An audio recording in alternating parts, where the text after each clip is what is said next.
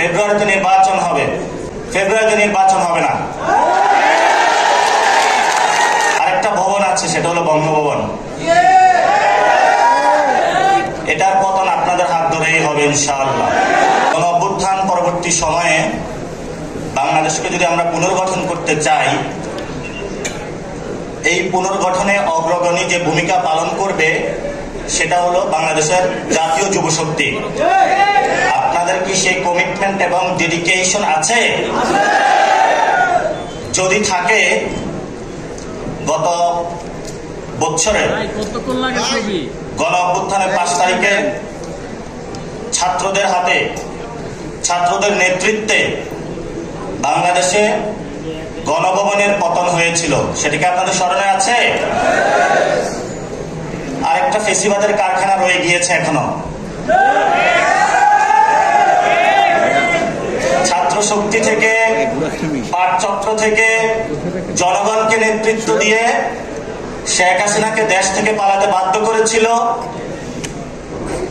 সেই ছাত্র শক্তির ইতিহাস কি আপনাদের মনে আছে?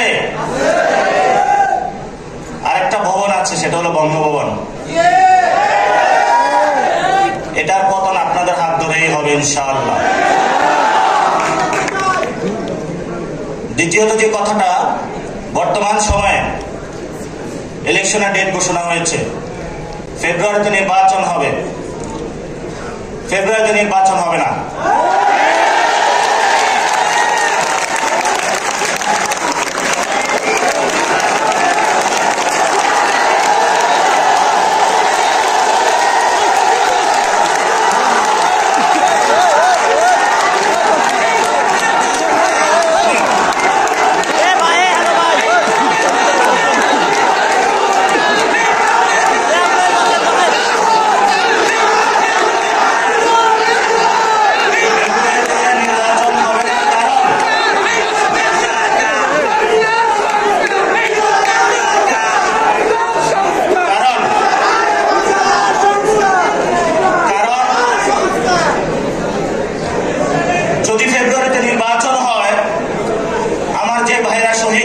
রক্ত দিয়েছিল সংস্কারের জন্য, একটি নতুন সংবিধানের জন্য, তাহলে কবরে গিয়ে তার লাশটা ফেরত দিতে হবে এই সরকারকে।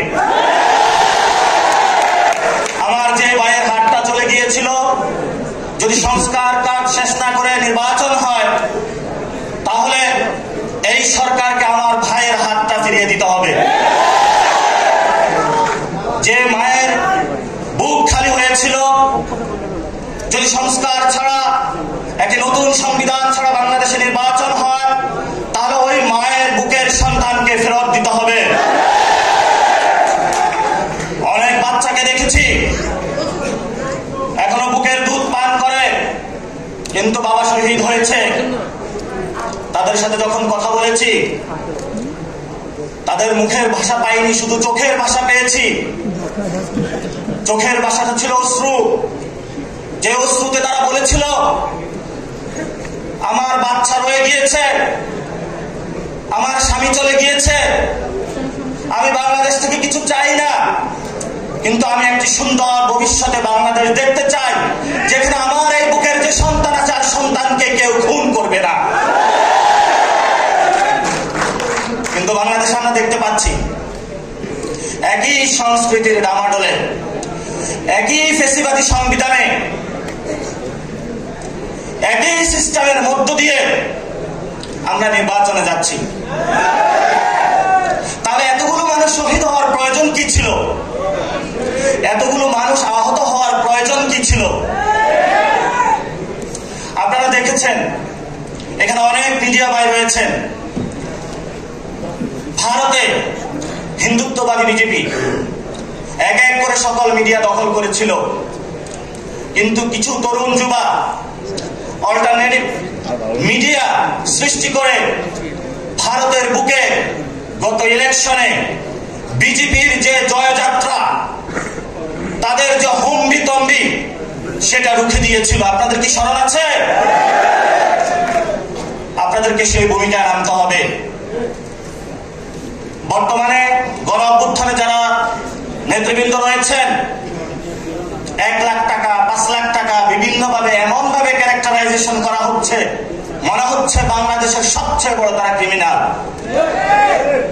এসব ফাইজলামি বন্ধ করতে হবে। গণঅভ্যুত্থানের পরে সকল মিডিয়া সম্পাদকের সাথে বসেছিলাম, তাদেরকে একটা কথা বলেছিলাম, যা কাম করেছেন ঘরের ভিতর থাকেন, যদি লজ্জা থাকে ঘরের ভিতর থেকে বের হবেন না। কিন্তু যাদের লজ্জা নাই তারা বারবার বাংলাদেশের মানুষকে ধোঁকা দিয়ে যাচ্ছে। অনেক সাংবাদিক রয়েছেন যারা বুক থেকে বাংলাদেশকে ভালোবাসেন,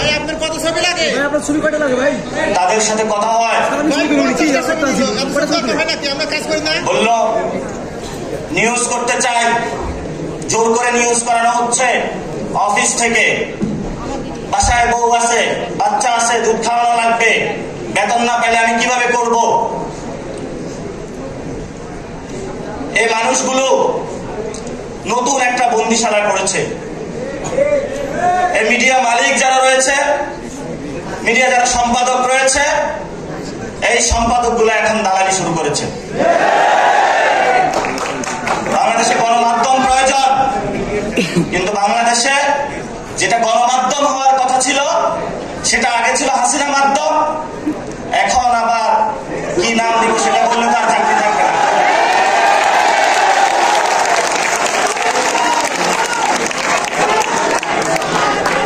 আরেকটি বিষয় আমি শেষ করব, দ্রুত শেষ করব।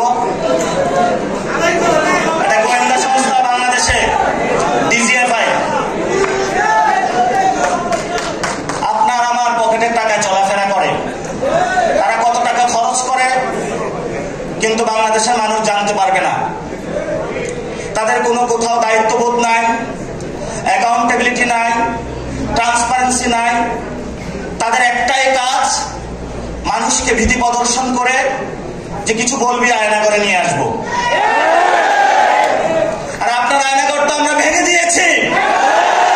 সামনে যদি আয়নাঘর প্রচেষ্টা করা হয়, আমরা সে আয়নাঘর কেন ডিজিএফআই হেডকোয়ার্টার ভেঙে দিব।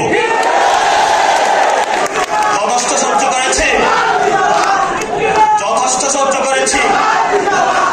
বাংলাদেশে যদি ডিজিএফআই থাকতে হয় অবশ্যই এটা সংস্কার করতে হবে। যদি সংস্কার করতে না পারেন, ট্যাক্সের টাকা নিয়ে যদি গুলিতাক করেন বাংলাদেশের মানুষের প্রতি, 18 কোটি মানুষ এখনো ঘুমায় নাই। কয়টা অস্ত্র ত্যাগ করবেন? কয়জনকে মারবেন? মৃত্যু মেনে নিয়েছি, মৃত্যু হয়ে গিয়েছে। এখন যতবার মারবেন ততবার আমাদের পুনর্জন্ম হবে আবু সাঈদ হয়ে। আসুন মারুন। ব্যবসায়ী ভাইরা, যুব ভাইরা, আপনাদেরকে ব্যবসা করতে হবে, নামতে হবে। বাংলাদেশে উৎপাদনমুখী ব্যবসা বন্ধ হয়েছে। শুধু বিভিন্ন দেশ থেকে কিভাবে এক্সপোর্ট ইম্পোর্ট বিজনেস করে দালালি করবে, এই ধরনের দালাল ব্যবসায়ী শ্রেণী সৃষ্টি হয়েছে। বাংলাদেশে কর্মসংস্থান সৃষ্টি হচ্ছে না। গণঅভ্যুত্থানে যুবকরা নেমেছিল একটা চাকরির জন্য। সে চাকরিটা যদি না হয় তাহলে আপনার কিসের ইলেকশন? রাজপথে যারা শহীদ হয়েছিল বিচার করতে হবে, যারা আহত হয়েছিল, তাদেরকে যারা খুন করেছিল, অঙ্গহানি করেছিল, শেখ হাসিনাকে ওই দেশ থেকে ধরে আনে বাংলাদেশে বিচারের সম্মুখীন করতে হবে। যদি করতে পারেন তাহলে আপনার মুখে ইলেকশনের ডেট মানায়। জুলাই সনদ হবে, গড়ি মাসে চলতেছে, এটাতে যদি সাইন করি তাহলে কোন বিপদে পড়ে যায়? আরে বিপদ না, আপনার সন্তানের জন্য ভালো হবে, আপনার ভবিষ্যৎ বাংলাদেশের জন্য ভালো হবে। কথায় আছে, অনেকেই বলে ব্যক্তির চেয়ে দল বড়, দলের চেয়ে দেশ বড়। এখন আমরা দেখছি দেশের চেয়ে দল বড়, দলের চেয়ে ব্যক্তি বড়। কথাগুলো বলে গেলাম। ভবিষ্যতে অনেক সংকট আসবে আপনাদের সামনে। আমাদের নেতা নাহিদ ইসলাম আছেন, আক্তার হোসেন আছেন, বাংলাদেশে অন্যান্য রাজনৈতিক নেতৃবৃন্দ রয়েছেন। বাংলাদেশে জাতীয়তাবাদী বিএনপি, জাতীয়তাবাদী যে দলগুলো রয়েছে, শক্তিগুলো রয়েছে, গণ অধিকার, এবি পার্টি, জামায়াত ইসলামী, ইসলামী আন্দোলন থেকে শুরু করে যারা আমরা হাসিনার বিরুদ্ধে তীব্র প্রতিরোধ আন্দোলন গড়ে তুলেছিলাম, ভবিষ্যতে মাঠে, গ্রামে, গঞ্জে যুব শক্তি কেউ যদি আপনাদের কটু কথা বলে, আমাদের এই সব বন্ধুদেরকে আপনারা সালাম জানাবেন। যদি আপনাদেরকে আঘাত করে, আপনারা তাদেরকে ফুল দিয়ে বরণ করে নেবেন। আমরা সহনশীল, আমরা কারো সাথে কটু কথা বলতে চাই না, গায়ে পড়ে ঝগড়া বাঁধাতে চাই না। আমরা একসাথে থাকব।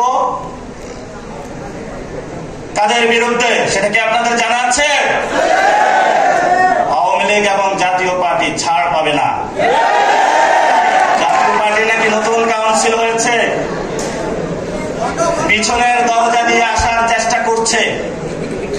যতটুকু খবর পেয়েছি, এমবাসিগুলা খুব উৎপাত শুরু করেছে।